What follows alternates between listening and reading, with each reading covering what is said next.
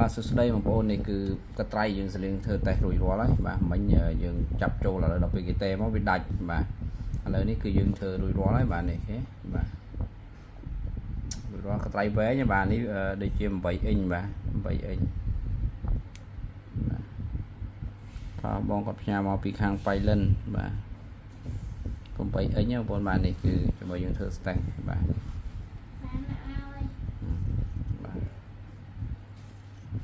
បងបាទគឺយើងធ្វើរួចរាល់បាទនេះគឺស្អាតហ្មងបាទ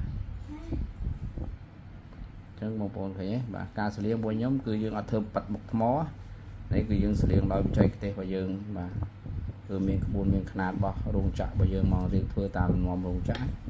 បាទអញ្ចឹងគឺក្បួនຂະຫນាតនេះវាអត់ធ្វើឲ្យខូចសាច់កត្រៃខូចមុខកត្រៃរបស់បងប្អូននេះបាទនេះហ៎បាទបងប្អូនចង់សលៀងអីអាចតាក់ទងបានដែរបាទនេះកត្រៃនេះផ្ញើមកពីប៉ៃលិនបាទនេះយើងដាក់ឲ្យគាត់វិញហ៎បាទចូលបងប្អូនចង់ស្លៀងជួសជុលអីអាចតាក់ទងមកបានបាទនេះគឺយើងធ្វើស្តង់ដារបែបដូចរោងចក្រមកវិញហ្នឹងបាទ